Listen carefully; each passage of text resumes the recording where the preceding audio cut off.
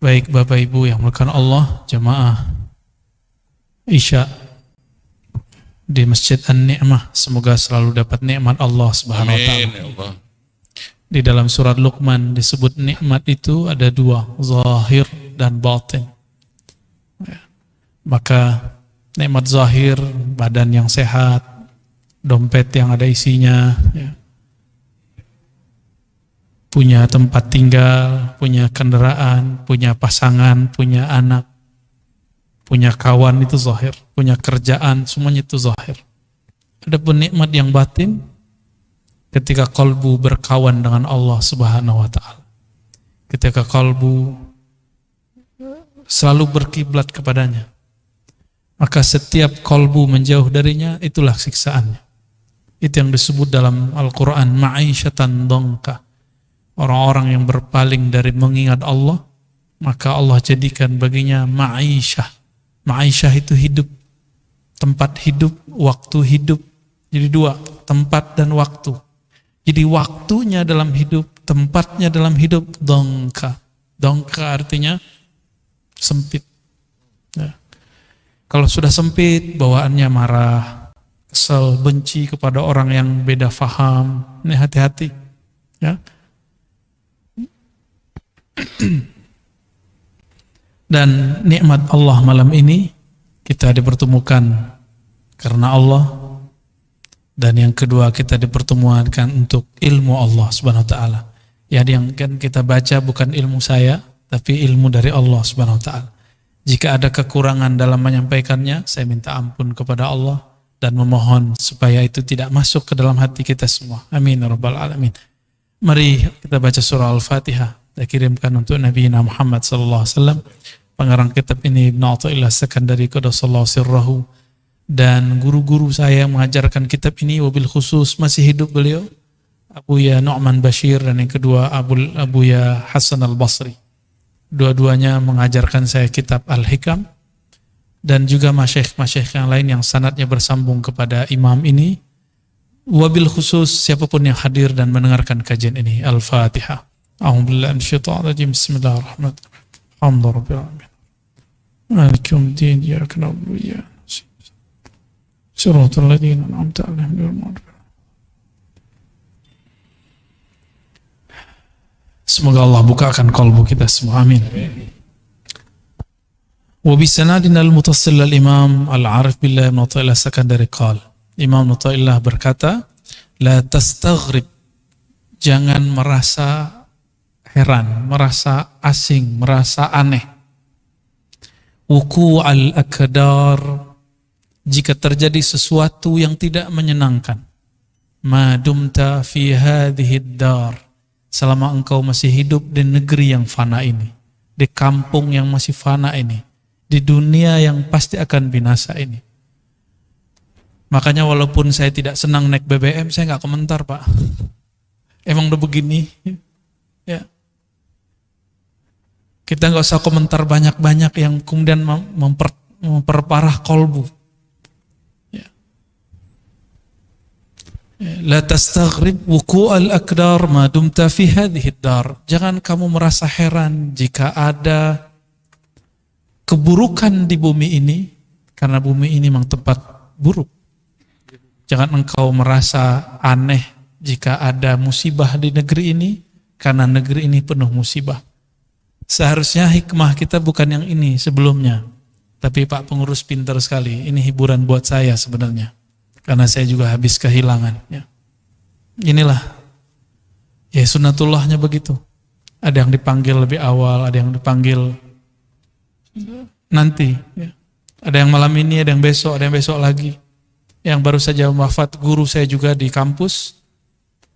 Beliau kita panggil kadang Buya juga. Ya. Prof. Dr. Azumani Azra. Ketika beliau dituduh liberal, saya tanya langsung tentang bab sunnah. Beliau sangat menguasai ilmu hadis dan tidak pernah mengingkari sunnah Nabi SAW. Maka saya bersaksi beliau orang yang lurus. Ya. Walaupun tadi itu sudah baca Fatihah, saya berharap yang hadir karena S3 saya beliau yang meloloskannya, pembimbingnya beliau. Ya. Saya mohon doanya, kirimin Al-Fatihah liruhi Syekhi Azimyadi Azra. Al-Fatihah. Alhamdulillah bisyaitanirrajim. Bismillah. Alhamdulillah. Ya kana ya Siratal ladzina an'amta 'alaihim ghairil maghdubi 'alaihim waladdallin. Amin. Mungkin ada yang bertanya, kok dikit-dikit Fatihah gitu ya. Fatihah itu disebut ummul kitab. Bahkan boleh disebut ummud da'awat, ummud doa. Induknya doa ada di situ semua. Karena induknya doa adalah Fatihah, maka disebutlah dalam bahasa ulama ahli qalbu, Fatihah itu sholawatullah. Salah satu sholawatnya Allah. Allah kalau memberi sholawat kepada hamba, bentuknya seperti kiriman ayat, kiriman ma'rifat, kiriman maghfirah. Dan di situ ada doa yang penting, iyyaka na'budu wa iyyaka nasta'in, ihdinas siratal mustaqim, dan di ujung yang paling dahsyat, ghairil maghdub, tidak dimurkai, waladdallin, tidak sesat. Itu yang paling mahal. Jika ini didapat, berarti sholawat Allah sampai kepada kita. Ya.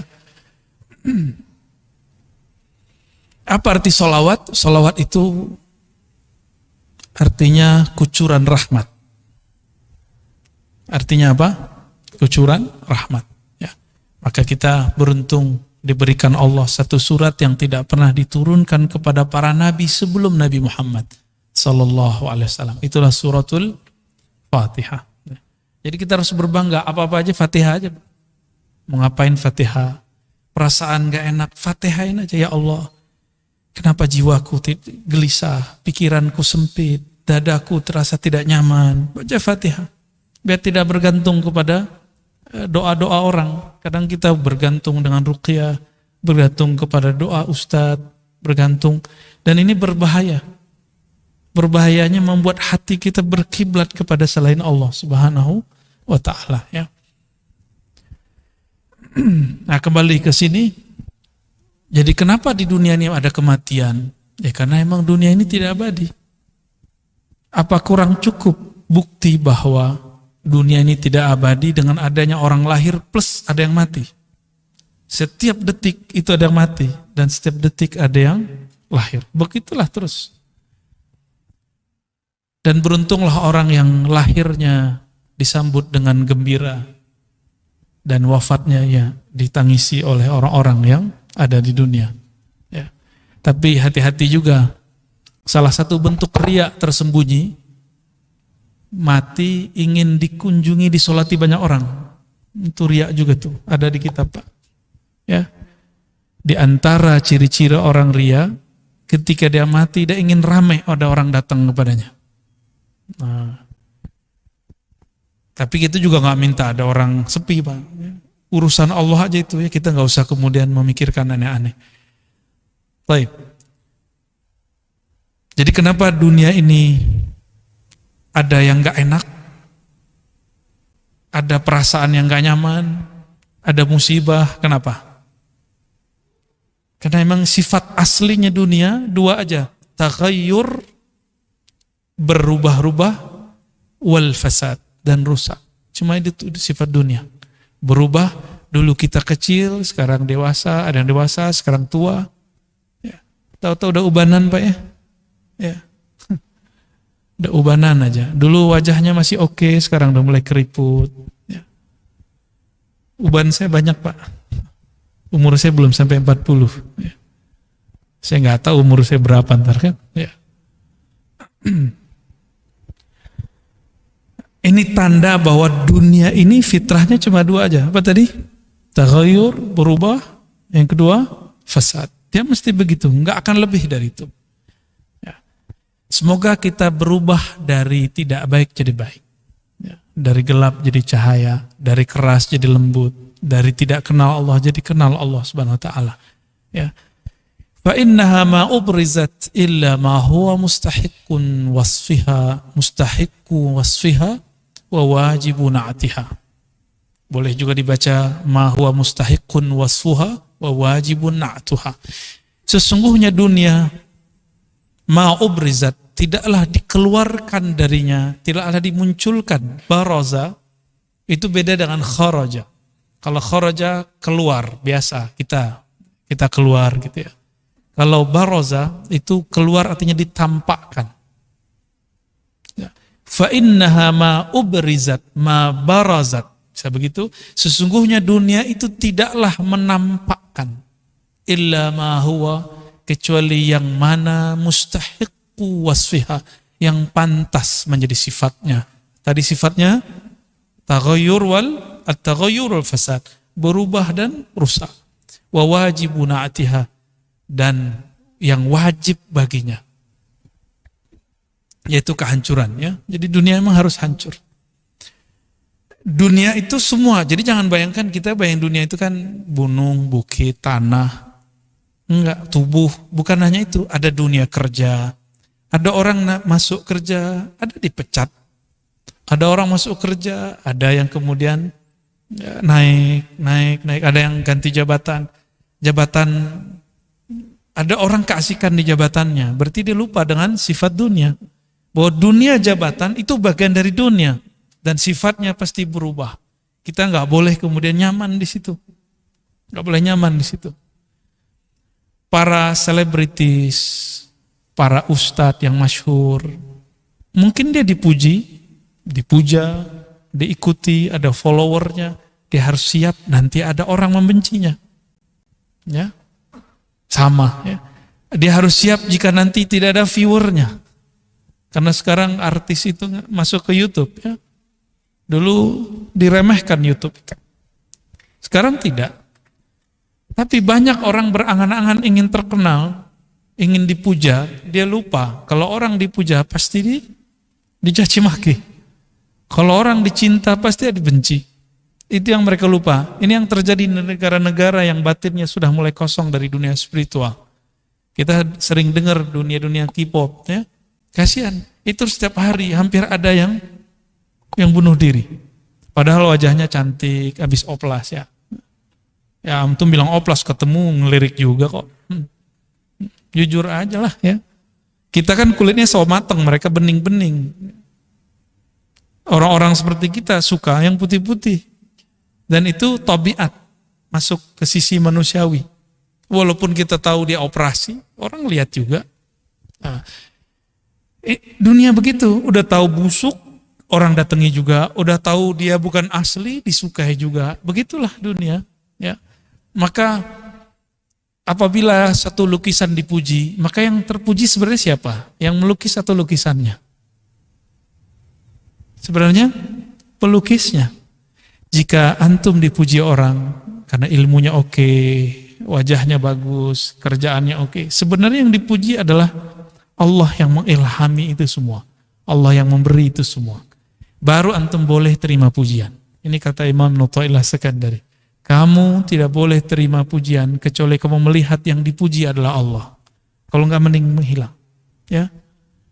Maka saya turunkan dari situ. Jika tangan kita dicium tangan sama orang, ya, kita enggak boleh merasa kita yang mulia. Tapi kita merasa ini perintah Allah, saling menghormati. Jika mereka ingin ngambil berkat dari guru, kita dianggap guru misalnya, atau kita orang tua. Ini kan yang tua-tua kalau anak-anak pada salam kan tangannya digini ya. Nih salim gitu ya. Gak masalah. Mengajari mereka. Ya, tapi jangan merasa berhak dicium tangannya. Itu aja bedanya ya.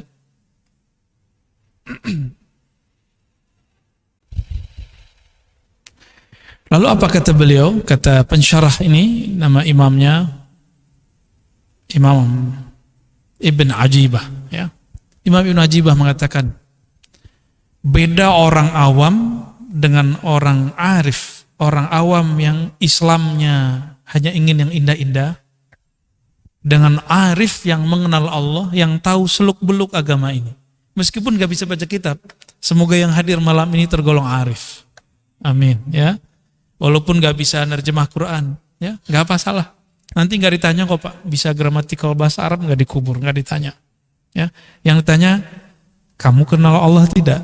Ya, man rabbuk, siapa Rabbmu? Apa kata beliau?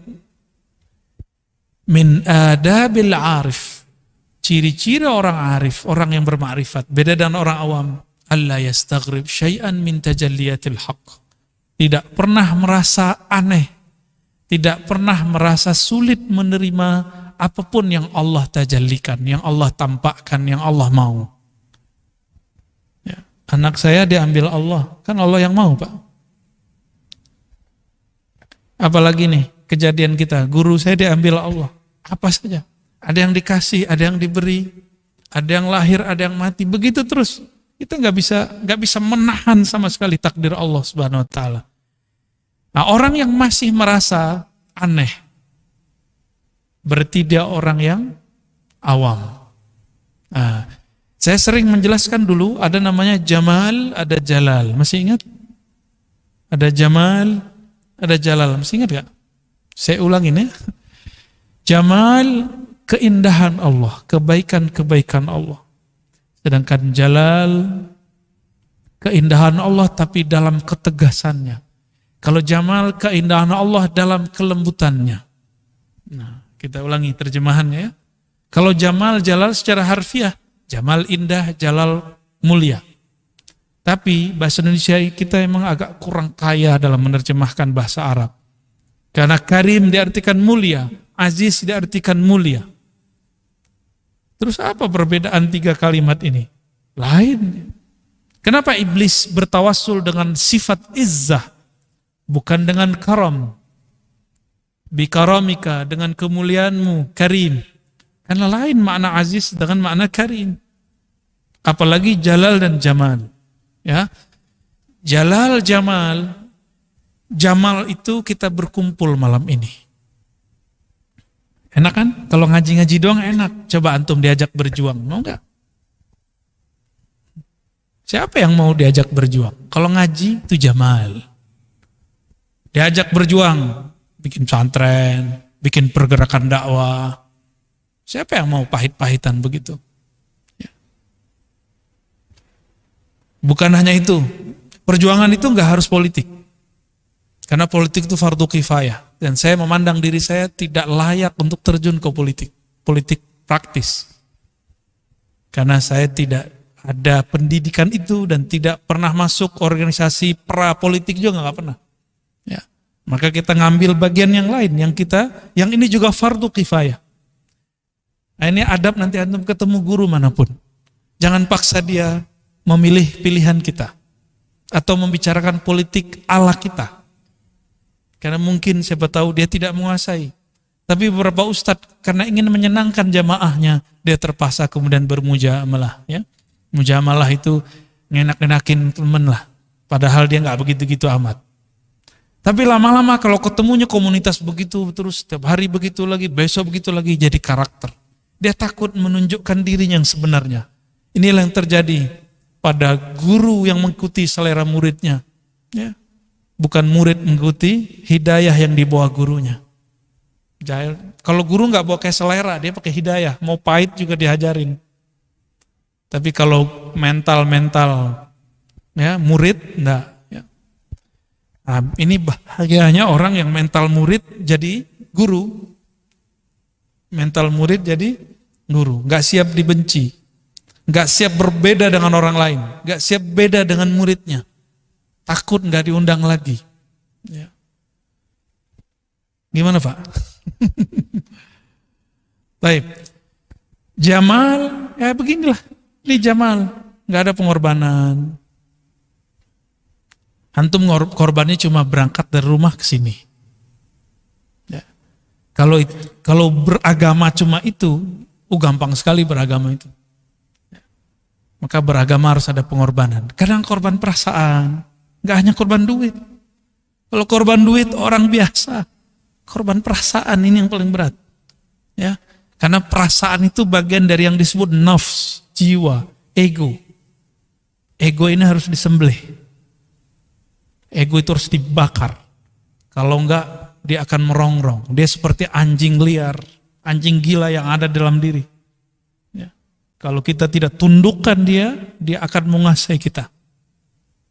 Nah, itu sebabnya ketika orang berjuang itu banyak yang berguguran. Kalau sudah jadi sebuah pergerakan, apakah namanya thariqah, apakah majelis zikir, apakah pesantren, majelis dakwah, majelis salawat, itu akan banyak begitu. Sesama jamaah diuji, sesama pengurus diuji. Ya. Pengurus gimana Pak? Udah kena ujian belum? Udah kan? Ya. Kadang ada yang nggak sepakat, Ustadz itu kenapa diundang? Nah nanti begitu juga. Ya, siap-siap namanya berjuang. Orang berjuang harus berkorban. Ya. Nah, itu namanya jalal.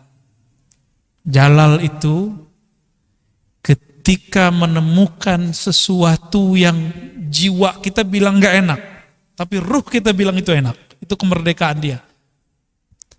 Jadi kapan ruh kita merdeka? Jika jiwa ini merana.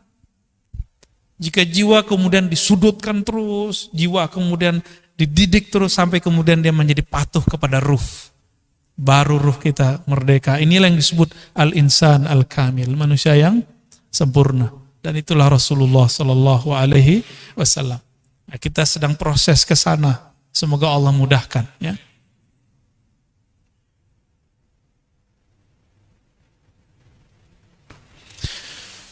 Jadi kalau jamal apa tadi? Keindahan Allah dalam kelembutannya, takdir-takdir yang indah, ya. Menikah itu takdir yang indah. Benar, ya. Tapi hidup seret takdirnya indah gak? Enggak indah. Katanya dulu susah senang mau bersama, ya. Giliran susah. Nah, maka siapa yang sedang mengalami itu ingat-ingat. Apa saja. Menikah itu jamal. Ketika konflik terjadi itu namanya jalal. Ya, kita nikmati itu, jalani semampu kita. Ya. Ada yang jomblo nggak ngerti ya. Ya. Terente ngerti jomblo ya. Insyaallah.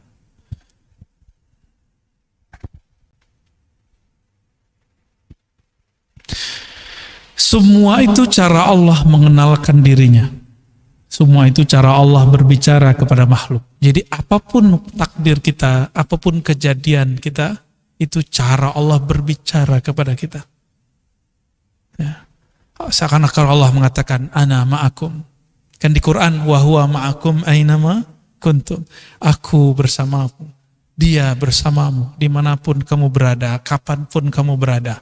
Jadi saat senang jangan lupa, saat susah jangan lupa juga. Ya. Ada yang ngomong begini, saya sudah sholat, sudah zikir, sudah tahajud, sudah haji, sudah umroh, sudah bangun ini, sudah bantu ini, sudah ngaji. Kenapa saya masih kena sakit ya? Hati-hati, hati-hati ngomong begitu. Ya. Tubuh ini fitrahnya nanti sakit, mau apa aja. Hatta dokter nggak bisa menahan penyakit jika tubuh dalam dirinya. Nggak akan bisa.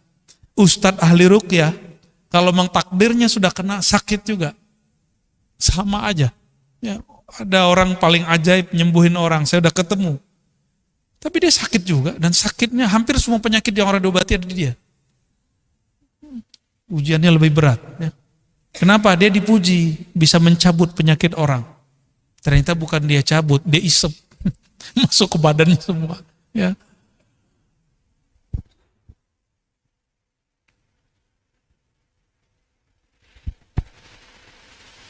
Maka adalah sebuah riwayat yang menyebutkan ayuhan nas, ini dinisbatkan kepada Nabi SAW dalam satu khutbah. Wahai manusia, inna hadhihi dar darul tiwa la darus tiwa. Wahai manusia, ini bumi, ini dunia adalah negeri yang penuh kerusakan, bukan negeri tempat istiwa, tempat kamu tinggal. Nah, maka Nabi kita sering dengar dari kecil, ya, kun fid dunya ka'annaka gharib, ya. Dulu seingat saya Zainuddin MZ tuh sering baca hadis tuh, ya. Jadilah engkau di dunia hidup seperti gharib. Apa arti gharib?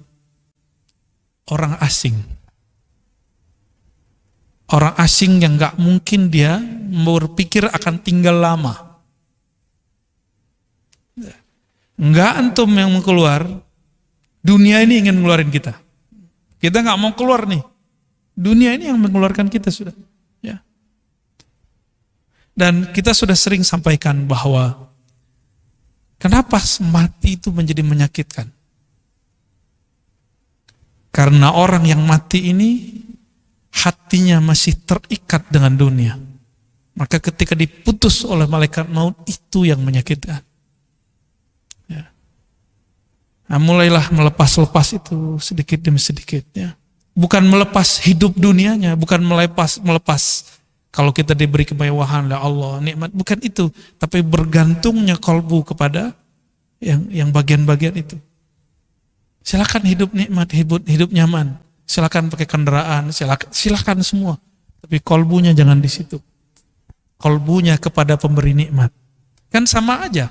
Orang mendapat nikmat syukur dengan sabar karena dapat musibah kan sama aja. Hidup seret sabar. Hidup nikmat syukur. Itu sama, Pak. At-ta'imus syakir kas-sa'imus sabir.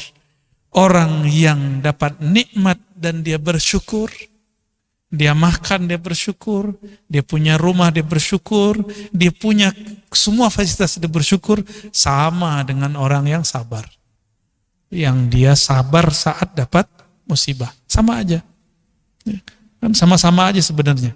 Yang diuji cuma satu. Engkau kalbumu berkiblat kepada Allah atau kepada musibah atau sebaliknya nikmat itu. Sama aja. Ya. Maka banyak orang dapat nikmat secara zahir, batinnya sedang disiksa.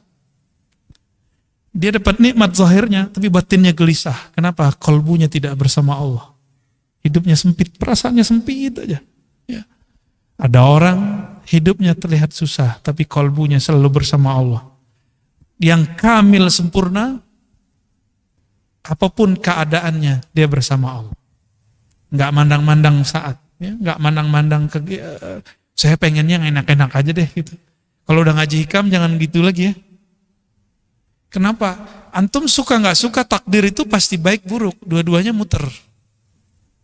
Disuka, dibenci, dapat kebaikan, dapat keburukan, dapat kerja, nggak dapat kerja, dapat nikmat, nggak dapat nikmat. Dua-dua aja muter aja terus. Suka nggak suka pasti terjadi. Maka karena suka tidak suka dia datang, harus siapkan ilmunya. Nah, kalau orang ada menyebut soft skill, ini apa sebutannya ini? Ya, soft skill itu kemampuan skill-skill yang halus dalam diri. Lebih halus dari itu. Kalau orang-orang menyebut ada supranatural, apalagi? Nah, kalau ilmu ini supernatural, ya. Barangkali kalau diistilahin ya.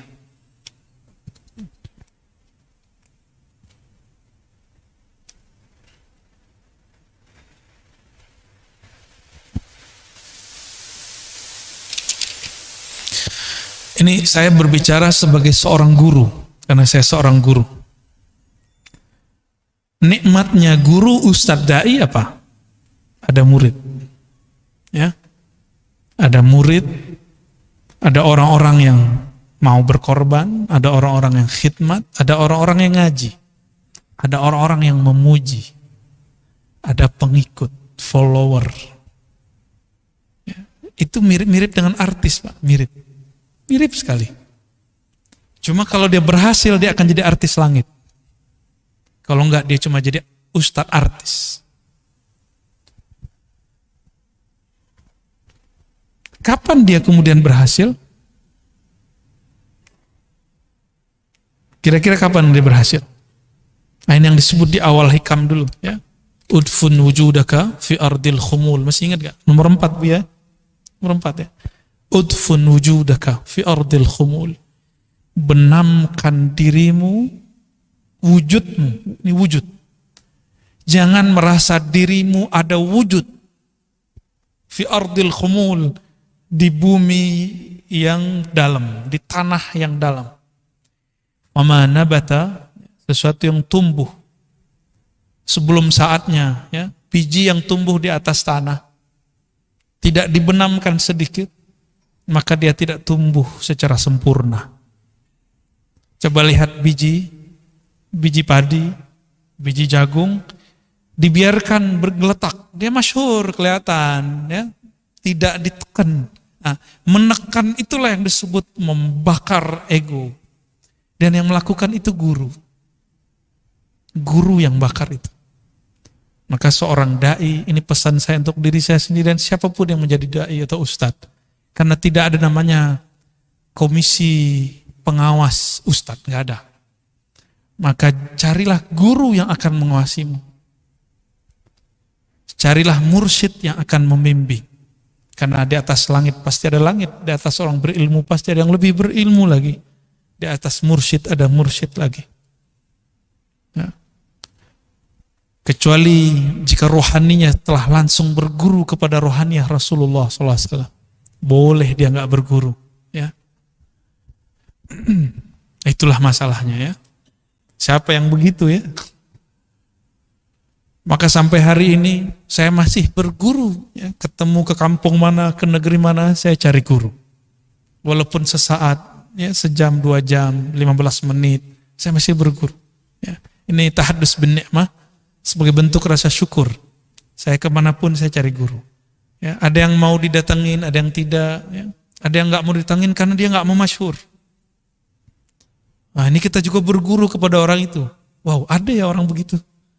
Ada yang senang ya menerima kita seperti tamu. Alhamdulillah. Ya.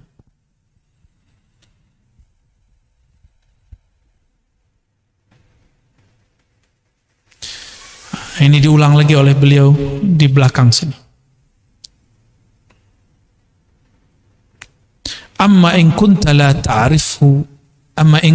ta'rifuhu illa fil jamal fahadha huwa maqamul awam.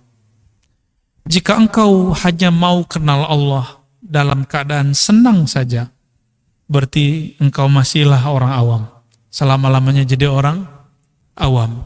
Rohaninya enggak naik-naik. Maunya cuma dapat nikmat, nggak mau diuji. Ya.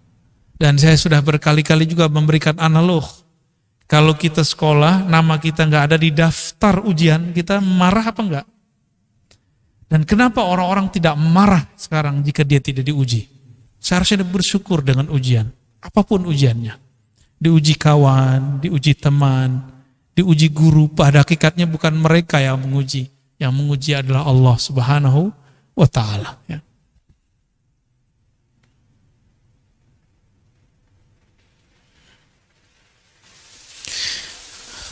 Ada potret 2 orang ibu di dalam Al-Quran, ya, disebutkan di akhir syarah ini. Pertama, Sayyidatuna Maryam, ibunda Maryam. Boleh nggak nyebut Bunda Maryam? Boleh nggak? Apa menyerupai agama sebelah? Bunda. Ya, ada yang ngechat kita, nggak boleh sebut bunda. Itu orang gereja. Ya salam, gereja belum ada di Indonesia. Kita orang Indonesia udah nyebut maknya bunda. Ya, jangan kebalik. Oh nggak boleh nyebut Maria. Maria itu bahasa orang kafir. Ente belajar dulu lah bahasa Semit. Bahasa Semit itu ada 3 minimal. Arab, apa lagi? Suryani. Apalagi bahasanya orang Israel apa? Ibrani. Bahkan ini semua induknya ada satu bahasa namanya Aramiyah. Ya. Ada yang mengatakan terpisah. Ini ahli bahasa juga lain. Sekarang bahasa Aramiyah atau Aramaik hanya dikalamkan 3 negeri di Suriah. Ya. Kita udah ketemu kawan kita ada orang Suriah. Saya tanya konfirmasi katanya benar. Hanya 3 kampung. Tapi nggak usah khawatir, Indonesia ini negara paling banyak bahasanya sedunia. Baru Papua Nugini. Papua Nugini itu beda kampung sama kayak Papua, beda kelurahan sudah beda bahasa, Pak. Maka di sana orang lebih banyak berbahasa Indonesia daripada berbahasa kampungnya, karena beda kelurahan, beda kecamatan sudah lain bahasa. Ya. Sayyidatuna Maryam atau Bunda Maria. Sama. Ya.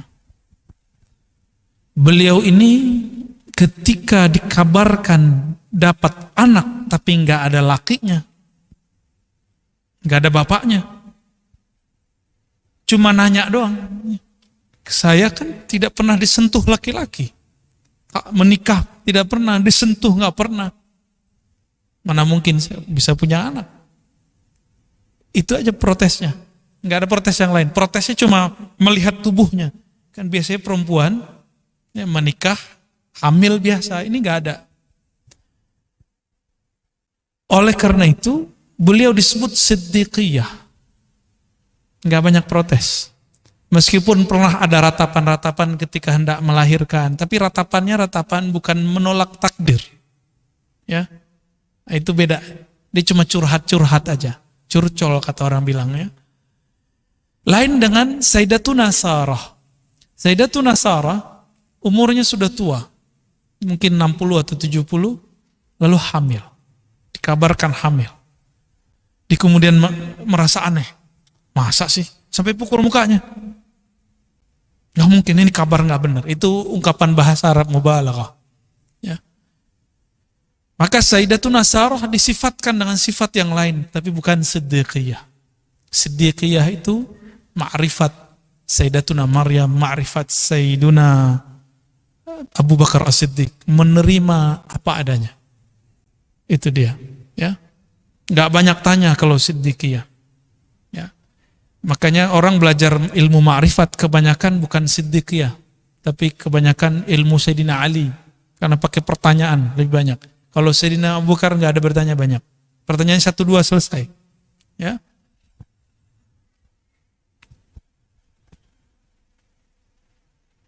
Maka di Quran itu ada pertanyaan dibalikkan kepada Sayyidatuna Sarah. Ata'jabina min amrillah.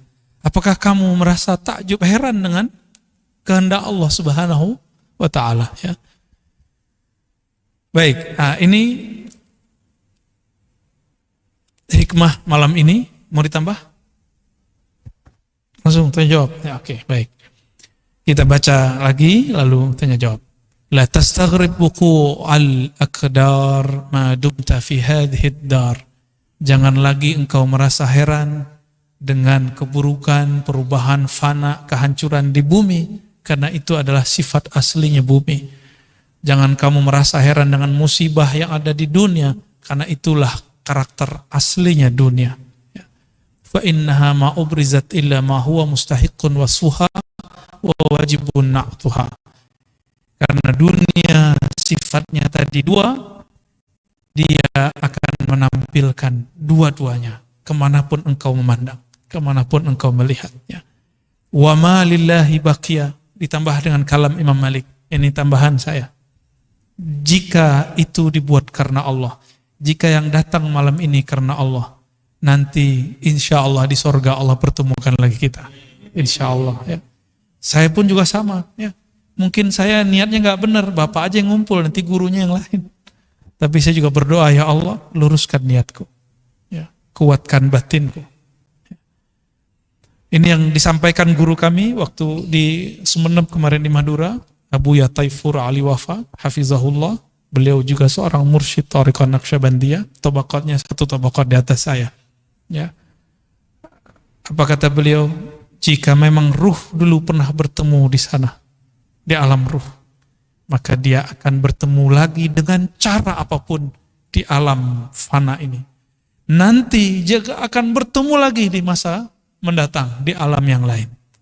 Walaupun sukunya lain, walaupun sipitnya lain, ya, jenggotnya lain, ya, ompongnya lain, kulitnya lain, nggak ada masalah. Apapun karakternya, apapun suku bangsanya, mau dia di ujung dunia, kalau dulu di dalam ruh pernah bertemu, apapun metodenya, dia akan dipertemukan kembali oleh Allah Subhanahu wa ta'ala. Semoga ini bentuk reuni kita. Ya, amin ya rabbal alamin. Wassallallahu ala nabiyina Muhammad. Fadhal. Silakan kepada Bapak, Ibu yang mau bertanya nanti sebutkan namanya. Sebelumnya, Buya, ini ada pesan dari jamaah karena sekarang zamannya digital, kita bisa mengaji lewat YouTube atau streaming dari siaran-siaran langsung. Namun ada sesuatu yang membuat kita kadang-kadang seperti yang diutarakan jamaah tidak khusyuk mendengarkan seperti yang sekarang kita lakukan. Apakah di zaman Rasulullah seperti yang kita lakukan ini seperti halaqah apakah ada hadis yang mengatakan bahwa kalau kita seperti halaqah ini ada malaikat-malaikat yang membentangkan sayapnya, dan itulah sebabnya tidak khusyuk. Ada jamaah menanyakan kalau kita mendengarkan pengajian itu melalui YouTube atau kajian-kajian yang lainnya. Pertanyaan. Tergantung niat. Mau hadir nggak hadir, Bapak hadir nggak tulus. Kadang ada orang yang dia jauh tapi dia tulus. Maka apapun pengajiannya, dimanapun caranya, apapun, mulai baca Fatihah. Jadi walaupun nonton YouTube, baca Fatihah untuk si ininya. Bapak kira saya nggak nonton YouTube juga, sesekali saya masih nonton juga. Ada guru-guru kita, cuma saya banyak nontonnya masyaikh dari Timur Tengah emang. Ya. Biasanya ada kajian-kajian kitab. Jadi saya pun masih mengupgrade bacaan-bacaan itu, sekaligus ngelatih sama lughah, ya, memperdengarkan teks Arab supaya nggak lupa. Biasanya kalau bahasa nggak dipakai lupa, ya. Jadi boleh mendengarkan lewat sosial media, tapi di channel yang kita kenal itu jujur. Nah, ini pesan dari Syekh Ali Jum'ah. Ya, boleh mendengarkan dari sosial media, tapi dengan syarat itu otoritatif. Itu kalau bahasa sananya, ya silakan, nggak masalah. Kan nggak mungkin juga datang semua, nggak muat juga di Pak Anima, Pak. Yang saya takutkan satu di Anima itu aja, jalannya sempit Pak masuk sini.